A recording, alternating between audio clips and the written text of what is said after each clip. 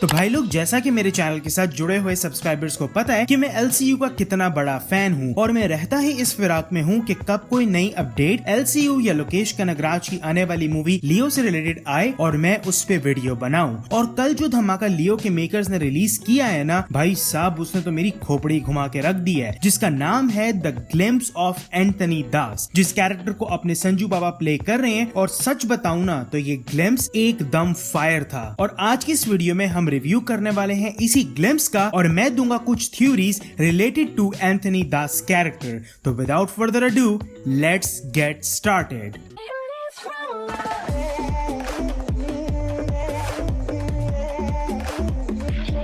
How was the glimpse? तो भाई लोग, सच बताऊं तो this glimpse took me by surprise, क्योंकि जब ये न्यूज ब्रेक हुई थी कि Sanjay Dutt is going to be in Leo movie, मैं तब से ही बहुत एक्साइटेड था उनकी लुक और रिप्रेजेंटेशन देखने के लिए इस ऑन स्लॉट गैंगस्टर ड्रामा में। क्योंकि हम सबको पता है कि अपने संजू बाबा इस तरह के रोल्स में कितने निखर कर आते हैं। और दूसरी तरफ है डायरेक्टर लोकेश कनगराज, जिन्होंने तो पीएचडी की हुई है स्टार्स को बैड एस तरीके से रिप्रेजेंट करने में। एंड आई मस्ट से कि इस लुक ने मुझे बिल्कुल भी डिसअपॉइंट नहीं किया। जिस तरह इस ग्लिम्स को शूट किया गया है और जो लुक रहा है संजू बाबा का, वो बिल्कुल ओजी संजय दत्त वाली वाइब्स दे रहा है। और पता लगता है कि वो लियो मूवी की स्टोरी में एक इंटीग्रल पार्ट प्ले करने वाले हैं। और अनिरुद्ध का बीजीएम इस पूरे के पूरे ग्लिम्स को एक अलग ही लेवल पर एलिवेट कर देता है। लेकिन ये ग्लिम्स बहुत सारे सवाल भी खड़े करता है कि आखिर एंथनी दास है कौन? क्या ये लियो का दोस्त होने वाला है या फिर दुश्मन? तो इससे रिलेटेड मेरे पास 3 थ्योरीज हैं जो मुझे लगता है कि एंथनी दास का कैरेक्टर आर्क हो सकती है। एंथनी इज लियोस फादर और बॉस। अब देखो, इतना तो मुझे पता है कि लियो और एंथनी दास का कनेक्शन काफी पुराना हो सकता है। और अगर एंथनी दास लियो की गुड बुक्स में है तो वो सिर्फ 2 ही तरीके से हो सकता है। पहला तो ये कि एंथनी दास लियो के फादर हो सकते हैं। अब मैं ऐसा क्यों कह रहा हूँ, क्योंकि अगर तुमने ना रेडी सॉन्ग देखा हो तो उसमें वो गाना जिस लोकेशन पर शूट हो रहा है वहां पर जगह जगह हम लोगों को दास एंड दास कंपनी के पोस्टर्स लगे हुए नजर आते हैं। अब एक दास तो अपने एंथनी दास हो गए, तो ये दूसरा दास कौन है? और ये बात मैं अपनी पिछली वीडियोस में भी डिस्कस कर चुका हूँ कि अक्सर गैंगस्टर मूवीज में ऐसा होता है कि गैंगस्टर्स ने अपने सूडो नेम रखे होते हैं, जैसा कि रॉकी भाई, बॉक्सर भाई या फिर रोलेक्स सर। तो हो सकता है कि लियो का असल नाम कुछ और हो, लेकिन इस अंडरवर्ल्ड की दुनिया में उसको लियो बुलाया जाता हो क्योंकि उसमें एक शेर की एट्रीब्यूटीज पाई जाती हैं। और अब आते हैं दूसरे रास्ते पर, जो कि है एंथनी बीइंग लियोस बॉस। अब देखो, अगर एंथनी दास लियो के फादर या फिर रिलेटिव नहीं है तो हो सकता है कि वो लियो के बॉस हो। अब इसका हिंट भी कहीं ना कहीं ये ग्लिम्स ही हमें देकर जाती है, क्योंकि अगर तुमने इस ग्लिम्स के इस फ्रेम को ध्यान से देखा हो तो ये वही जगह है जहाँ पर ना रेडी सॉन्ग शूट हुआ था। और यहाँ पर तुम देख सकते हो कि ये एंथनी दास ही है। और जिस तरह से लोग साइड पर हो रहे हैं और एक टेंस माहौल बना हुआ है, उससे तुम इस बात का अंदाजा लगा सकते हो कि एंथनी दास इस हायरार्की में एक ग्रेटर प्लेस होल्ड करता है। अब देखो, अक्सर गैंगस्टर मूवीज में जो बैडेस्ट गैंगस्टर्स होते हैं उनकी कोई फैमिलीज नहीं होती। उसके पीछे की आइडियोलॉजी ये है कि वो अपने लिए कोई कमजोरी नहीं पैदा करना चाहते। ऐसे में वो अपने सक्सेसर्स को ढूंढते हैं। तो हो सकता है कि लियो का कैरेक्टर एंथनी दास को मिला हो जब वो छोटा होगा। बड़ा होकर ही proved himself to be a worthy successor, इसीलिए वो एंथनी दास के सबसे ज्यादा करीब होगा। और हो सकता है कि जो लियो इस गैंगस्टर लाइफ को छोड़कर एग्जाइल में गया हो या फिर वो एग्जाइल से एक बार फिर आएगा इस जंग के मैदान में, उसमें कहीं ना कहीं एंथनी दास के कैरेक्टर का एक बहुत बड़ा रोल होगा। अब ये तो हो गई सारी अच्छी बातें, लेकिन क्या कि अगर एंथनी दास लियो का दोस्त नहीं दुश्मन हो? अब देखो, मुझे ये ग्लिम्स इसलिए भी इतनी ज्यादा पसंद आई है क्योंकि मेकर्स ने इसको एक ग्रे एरिया में छोड़ा है। लाइक आप कंप्लीटली गेस नहीं कर सकते कि एंथनी दास एक अच्छा कैरेक्टर है या फिर बुरा। और अगर वो बुरी साइड के ऊपर है तो उसके लिए भी मेरे पास एक पॉसिबिलिटी है, Anthony Das is the traitor. अब हमें अभी तक लियो मूवी में थलापति विजय के 2 लुक्स देखने को मिले हैं। पहला तो ऑब्वियसली उस वक्त का होगा जब वो अपने गैंगस्टर मोड की पीक पर होंगे, और दूसरा वो जब वो एग्जाइल में जा चुके होंगे और एक शरीफ जिंदगी गुजार रहे होंगे। लेकिन क्या तुम लोगों ने कभी सोचा है कि अगर वो इतने ही बड़े फियर्स गैंगस्टर थे तो उनको वो सब कुछ छोड़कर इस गुमनामी में जाना क्यों पड़ा? कोई दुख,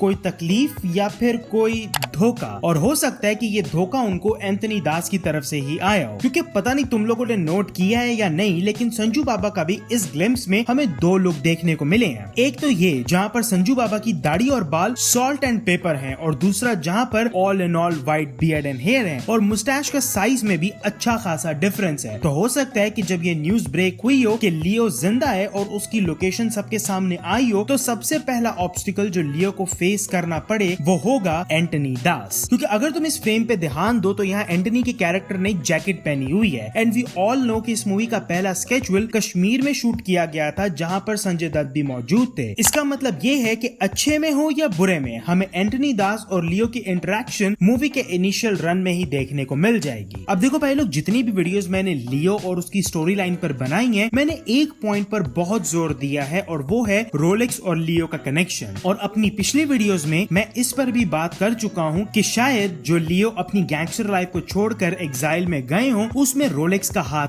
हो सकता है। और यहीं पर आती है मेरी तीसरी पॉसिबिलिटी, जिसकी वजह से एंटनी दास एक बहुत इंटीग्रल पार्ट प्ले कर सकते हैं लियो की लाइफ में, वो है मिसअंडरस्टैंडिंग। अब देखो, जब भी आप किसी ऐसे ग्रुप या क्लैन से मिलते हो जिसको हराना या तोड़ पाना तकरीबन नामुमकिन है, तो वहाँ पर आप क्या करते हो? वहाँ पर आप शक का एक बीज बोते हो, जिसके चलते हुए उस ग्रुप की यूनिटी टूटती है, और उस क्रैक का फायदा उठाकर आप अपना मकसद पूरा करते हो। और शायद यही हुआ होगा लियो और एंटनी दास के बीच में, क्योंकि इस फ्रेम में हमें एंटनी के पीछे कोई खड़ा हुआ नजर आ रहा है, और यहाँ पर विजिबली एंटनी दास बहुत गुस्से में लग रहे हैं। तो हो सकता है कि ये पीछे जो खड़ा हुआ हो वो हो थलापति विजय का लियो, और यही वो सीन हो सकता है जहाँ पर चीजें एस्केलेट हुई होंगी। और अगर हम दोबारा इस फ्रेम को देखें तो यहाँ पर एंटनी दास किसी को कॉल कर रहे हैं, और उनके फेशियल एक्सप्रेशंस को देखकर लग रहा है कि ही इज हैप्पी। तो एक पॉसिबिलिटी ये भी हो सकती है कि जब चीजें एंटनी दास के हाथ से निकल गई हो, तो वो लियो से मदद मांगने के लिए आए और उसको बताएं कि उसके जाने के बाद चीजें कितनी बिगड़ चुकी हैं, और अब उसको वापस आना होगा हर बुराई को खत्म करने के लिए। तो यार आज के लिए बस इतना ही। मुझे नीचे कमेंट्स में जरूर बताना कि तुम्हें कैसा लगा द ग्लिम्स ऑफ एंटनी दास, और तुम्हारी क्या थ्योरीज हैं संजू बाबा के इस कैरेक्टर को लेकर। और अगर कोई ऐसी चीज हो जो मैं मिस कर गया हूँ लेकिन तुम लोगों ने नोट कर लियो, तो मुझे कमेंट करके जरूर बताना। और अगर ये वीडियो पसंद आई हो तो लाइक और चैनल को सब्सक्राइब जरूर करना, और बेल आइकन को भी जरूर प्रेस कर देना, ताकि मैं जब भी कोई नई वीडियो अपलोड करूँ तुम लोगों को पता चल जाए। और मैं मिलूंगा तुमसे अगली वीडियो में, तब तक के लिए Hasta la vista, baby.